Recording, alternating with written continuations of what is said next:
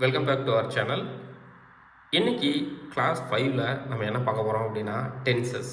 Tenses அப்படிங்கிறது ரொம்ப simple தான். காலம், ஒரு செயல் எப்போ நடந்துச்சு, எப்போ செஞ்சோம் அப்படிங்கிற சொல்கிறத தான்.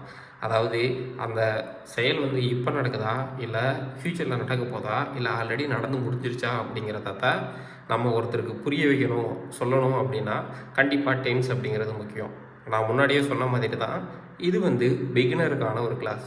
ஸோ டென்சஸ் என்ன அப்படிங்கிறத ரொம்ப சிம்பிளாக பார்த்துடலாம். ஸோ அதை வச்சு நீங்கள் ஈஸியாக பேசிடலாம். கோயிங் ஃபார்வர்ட் ஆஃப்டர், அதாவது ஃப்யூச்சரில் வந்துட்டு நம்ம என்ன பண்ண போகிறோம் அப்படின்னா ரொம்ப டீட்டெயில்டாக டென்சஸை பற்றி பார்க்க போகிறோம். ஸோ டென்சஸ் அப்படிங்கிறது முன்னாடி நான் சொன்ன மாதிரி தான் காலம், ஒரு செயல் எப்போ நடந்துச்சு அப்படிங்கிறத சொல்கிறேன். ரொம்ப சிம்பிளான ஒரு விஷயம் தான் இந்த டென்சஸ். டென்சஸ் அப்படிங்கிறது 3 விஷயம் இருக்குது: present tense, past tense, future tense. அதாவது ரொம்ப சிம்பிள் தான். ஒரு விஷயம் இப்போ நடக்குது அப்படின்னா அதை ப்ரெசண்ட்டு, ஒரு விஷயம் ஆல்ரெடி நடந்து முடிஞ்சிருச்சு அப்படின்னா அதை பாஸ்ட்டு, ஒரு விஷயம் ஃப்யூச்சரில் நடக்க போகுது அப்படின்னா அதுக்கு பேர் ஃப்யூச்சர். ஸோ ரொம்ப சிம்பிளாகவே நீங்கள் அண்டர்ஸ்டாண்ட் பண்ணிக்கலாம். ஸோ ப்ரெசன்ட் டென்ஸ் அப்படிங்கிறது நான் முன்னாடி சொன்ன மாதிரி தான். இப்போ ஒரு விஷயம் நடக்குது, நான் வந்து இப்போ உங்களுக்கு சொல்லி கொடுத்துக்கிட்டு இருக்கேன் தெரியுமா. ஸோ இது வந்து இப்போ ப்ரெசண்ட்டில் நடந்துக்கிட்டு இருக்கு. இல்லை அப்படின்னா சில ஹேபிட்ஸ், அதாவது டெய்லி ஒருத்தர் காலையில் எழுந்திரிச்சு டீ குடிப்பார், சில பேருக்கு அந்த ஹேபிட்ஸ் இருக்கும், சில பேர் நியூஸ் பேப்பர் எடுத்து படிப்பாங்க. ஸோ அது எல்லாமே பார்த்தீங்க அப்படின்னா சொல்லும்போதே நீங்கள் வந்து ப்ரெசண்ட்டில் தான் சொல்லணும். ஸோ நீங்கள் ரொம்ப டெப்த்தாக படிக்கணும் அப்படிங்கிற அவசியம் கிடையாது. நம்ம பிகினர் தான். ஸோ நம்மளுடைய வேலை என்ன அப்படின்னா இங்கிலீஷில் என்ன கான்செப்ட் இருக்குது அப்படிங்கிறத தெரிஞ்சுக்கிட்டு அதை வச்சு பேச ஸ்டார்ட் பண்ணுறது மட்டும்தான். ஸோ எக்ஸாம்பிள் பார்த்தீங்க அப்படின்னா ஐ ட்ரிங்க் காஃபி எவ்ரிடே. ஸோ இந்த எவ்ரிடே அப்படிங்கிற ஒரு விஷயத்தை வச்சு இது ப்ரெசண்ட்டில் நடக்குது அப்படிங்கிறத கண்டுபிடிச்சிடலாம்.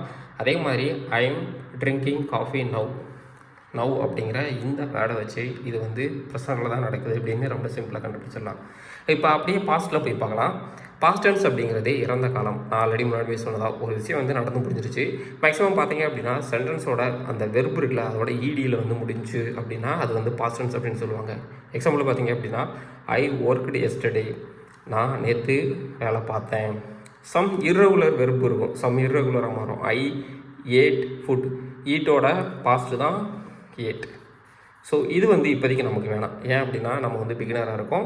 ஸோ இது கொஞ்சம் காம்ப்ளெக்ஸாக இருக்கும். இதை நம்ம பேச ஆரம்பித்த உடனே ஆட்டோமேட்டிக்காக நம்மளுக்கே தெரிய ஆரம்பிச்சிடும். இப்போ ஃப்யூச்சரை பார்த்துடலாமா. ஃப்யூச்சர் பார்த்தீங்க அப்படின்னா எதிர்காலம். நான் முன்னாடி சொன்னது தான், ஒரு விஷயத்தை வந்து ஃப்யூச்சரில் பண்ண போகிறோம். ஸோ அது இனிமேல் தான் நடக்க போகுது. அதுக்கு மேக்ஸிமம் பார்த்தீங்க அப்படின்னா இந்த வெர்புக்கு முன்னாடி நம்ம வில் இல்லை ஷால். ஸோ இந்த ரெண்டுமே சேர்த்து எழுதுகிறோம் அப்படின்னா அதுக்கு பேர் பார்த்தீங்க அப்படின்னா ஃப்யூச்சர் டென்ஸ் அப்படின்னு சொல்லுவாங்க. மேக்ஸிமம் பார்த்தீங்க அப்படின்னா இந்த லேட்டர். ஸோ நான் முன்னாடி சொன்ன மாதிரி தான் ஒவ்வொரு வார்த்தைக்கு லாஸ்ட்டில் இருக்கிறத வச்சேவும் அது ஃப்யூச்சரில் நடக்குதா, ப்ரெசண்டில் நடக்குதா, இல்லை என்ன சொல்கிறது பாஸ்ட்டில் நடந்திருக்கா அப்படிங்கிறத ரொம்ப சிம்பிளாகவே நீங்கள் கண்டுபிடிச்சிடலாம். இப்போ வந்து ஒரு சென்டென்ஸ் பார்க்கலாம்.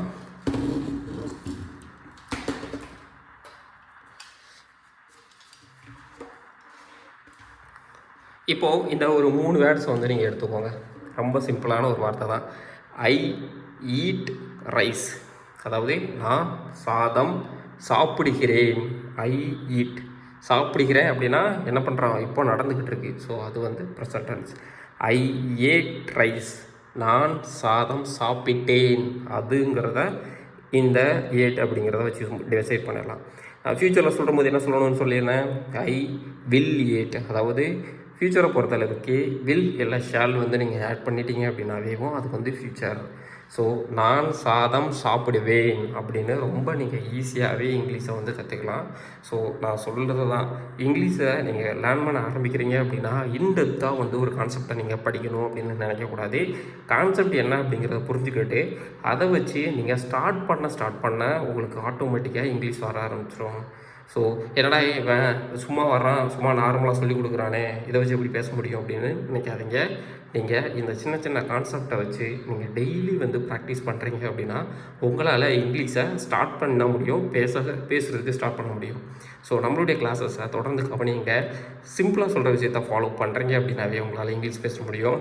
ஸோ முன்னாடி சொன்ன மாதிரி தான் இங்கிலீஷ் வந்து ரொம்ப ஈஸி தான். ஸோ நம்ம கூட நீங்கள் ட்ராவல் பண்ணுறீங்க அப்படின்னா ஆஃப்டர் 180 டேஸ் உங்களால் நல்லாவே இங்கிலீஷ் பேச முடியும். ஸோ இன்றைக்கி வந்து டென்சஸோட பேசிக் மட்டும்தான் பார்த்துருக்கோம். நாளைக்கு இந்த டென்சஸில் ஒரு விஷயம் வந்து நடந்துக்கிட்டு இருக்கு, ஒரு விஷயம் அப்போ தான் நடந்து முடிஞ்சிருக்கு அப்படின்னா அதை எப்படி சொல்கிறது அப்படிங்கிறத அடுத்தடுத்த கிளாஸஸில் பார்க்கலாம். ஸோ வீடியோ பிடிச்சிருந்துச்சி அப்படின்னா லைக் பண்ணிக்கோங்க. கண்டிப்பாக வீட்டில் ப்ராக்டிஸ் பண்ணுங்கள் இந்த 3 டென்சஸை எடுத்து. ஸோ அது தப்பாகவே இருந்தாலும் பரவாயில்ல, கமெண்ட் செக்ஷனில் போடுங்க. நம்ம அடுத்த கிளாஸில் மீட் பண்ணலாம். தேங்க்யூ ஃபார் வாட்சிங்.